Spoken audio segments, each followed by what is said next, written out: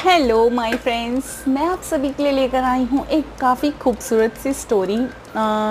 जैसे कि आप लोग अभी तक जानते हैं कि मैं आपके लिए स्टोरीज़ मैंने एक बार लेकर आई थी। एक पत्थर की स्टोरी है ना। उस पत्थर ने हमें ज़िंदगी का बहुत बड़ा मतलब सीख सिखाया था, एक साथ। वैसे ही मैं इस बार भी आप सभी के लिए एक बहुत अच्छी स्टोरी लेकर आई हूँ। ये स्टोरी आपको अपनी लाइफ में बहुत काम आएगी, क्योंकि आजकल के टाइम पे सब लोग बहुत ज़्यादा लेज़ी हो गए हैं।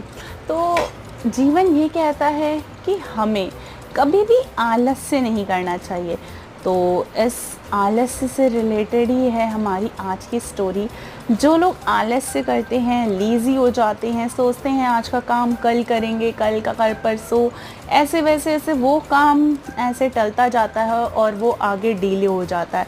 हो सकता है ऐसे बहुत सारी चीज़ें हों, ऐसी बहुत सारी डील्स हों, आपका वर्क हो, जो आप कल पे तो छोड़ देते हैं, लेकिन ये नहीं सोचते कि शायद कल तक वो काम किसी और का हो जाए, या जो आपको बेनिफिट आज मिलने वाले हों वो बेनिफिट आपको मिल ही ना पाए, है ना। और इसी तरह से रिलेटेड हमारी आज की ये स्टोरी है। तो चलिए सुनाते हैं आपको एक बहुत ही खूबसूरत सी स्टोरी। कहानी अच्छी लगती है तो प्लीज़ मुझे फॉलो करिए इंस्टाग्राम पे और साथ ही फेसबुक पे भी, और आप मेरा यूट्यूब का चैनल भी मुझे सब्सक्राइब कर सकते हैं। सोनी टीके ब्लॉग्स के नाम से है मेरा चैनल। तो फ़िलहाल चलते हैं स्टोरी पे। तो आज की ये खूबसूरत कहानी ये है, एक पहले के टाइम की है। मतलब आप कह सकते हैं एक राजा हुआ करते थे। तो उस टाइम ऐसा था ना कि वो राजा अपने दरबार में मंत्रियों की बातें सुना करते थे। तो मंत्री कहते थे कि सरकार ऐसा हुआ वहाँ पर, सरकार ये हुआ, सरकार वो हुआ। तो राजा कभी सोचते थे कि मैं हमेशा अपने मंत्रियों की ही बातें सुनता हूँ, तो क्यों ना मैं एक दिन खुद ही राज्य का दौरा कराऊं, लेकिन इन मंत्रियों को ना पता चले, और मैं ऐसे दौरा करूँगा कि किसी को पता ही नहीं चलेगा कि मैं राजा हूँ। तो राजा साहब क्या करते हैं कि अपने कुछ खास आदमी लेकर, है ना, उनके साथ राज्य के दौरे पे निकल जाते हैं। तो उन्हें ऐसे ही सोचता है कि देखते हैं कि यहाँ के लोग कैसे हैं। वैसे तो राज्य के सभी लोग काफ़ी अच्छे थे, लेकिन राज्य के लोग अच्छे थे ना, बाकी राजा के नज़र में कैसे थे, क्योंकि आज तक मंत्रियों के द्वारा पता चला, हर बात उन्हें उनके मंत्री बताते थे। उन्हें मतलब लोगों से पता चलता था, जो उनके खास लोग हुआ करते थे, दरबार में जितने मंत्री होते थे। लेकिन इस बार राजा ने तय किया था कि ये बात वो खुद जानना चाहते हैं।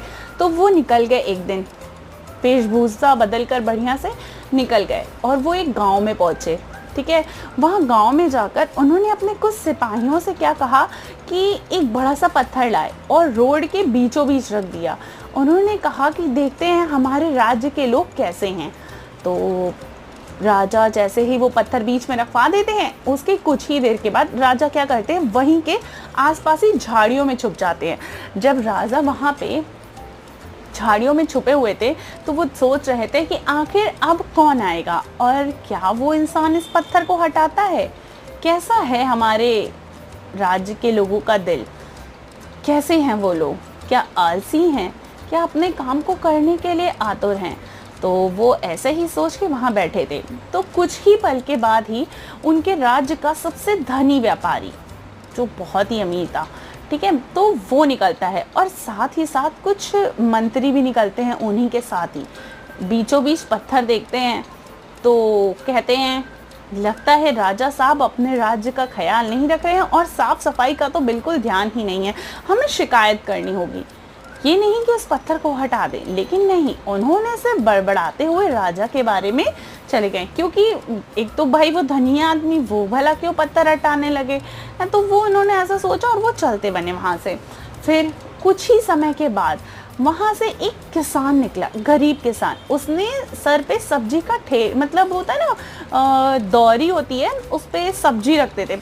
तो जैसे आज भी होता है जगह जगह, आप देखेंगे गाँव में, तो जो किसान होते हैं तो वो लोग क्या करते हैं, अपनी सब्जी थोड़ी जो होती है वो तो बाहर वैसे बेच, जो बाकी सब्जी होती है वो क्या करते हैं, दौरी में रख लेते हैं और अपने सर पे रख के उसे बेचने निकल जाते हैं। तो वैसे ही वो किसान था, वो दौरी लेके निकल रहा था सब्जी वाली।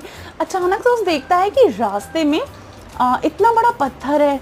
तो किसान चाहता तो भाई उसे क्या बड़ी थी, वो पत्थर छोड़ देता, अपने किनारे से निकल जाता। लेकिन नहीं, उसने क्या किया, अपने सर की इतना जो वजनदार दौरी थी, उसने कैसे तैसे उसको नीचे रखा। फिर गया उस पत्थर के पास, उसको बहुत मुश्किल से, बहुत ज़्यादा मुश्किलों के साथ अकेले उसने उस पत्थर को किनारे किया। और जैसे ही वो अभी पलटा ही था, और जहाँ उसकी दौरी रखी थी, जस्ट दौरी के बगल में ही उसको एक पर्स दिखाई देता है, बटुआ। और वो बटुआ राजसी बटुआ था, मतलब एक तो लाल रंग का, उस पर राजा की मोहर लगी थी और वहीं पर एक मतलब चिट्ठी भी पड़ी हुई थी। तो वो एकदम से बटुआ उठाता है, बटुआ को देखता है, उसमें सोने की 100 मुद्राएं, और तो और जो बगल में चिट्ठी रखी थी उसमें लिखा था कि ये सोने की 100 मुद्राएं ये उसी आदमी की हैं जो इस रास्ते में पड़े पत्थर को किनारे कर दे। भाई किसान की तो बल्ले बल्ले, क्योंकि उसने आलस से नहीं किया, उसने सोचा कि भाई इसे हटाना ज़रूरी है, ये हमारा भी फ़र्ज़ बनता है क्योंकि हम भी यहाँ के नागरिक हैं। तो उसने उस पत्थर को कल पे या बाद के लिए नहीं छोड़ा, ये नहीं सोचा कि इसने राजा से शिकायत करेंगे तो वो हटवाएंगे, ऐसा कुछ नहीं, उसने खुद हटाया और उसको इंस्टेंट ही फ़ायदा मिल गया, मतलब 100 सोने की मोहर। तो इसी कहानी से यही एक छोटी सी सीख है कि अपनी ज़िंदगी में किसी भी काम को लेके आलस ना करें। कठिनाइयाँ हैं, हाँ माने, हमें सुबह सो के उठने में दिक्कत होती है, लेकिन अगर आपको पता है, अगर हम देर से सो के उठते हैं, ऐसी बहुत सी चीज़ें होती हैं जो हम सुबह की मिस कर देते हैं। जैसे सुबह का सनराइज़ कितना खूबसूरत होता है, क्या आपने कभी देखा है?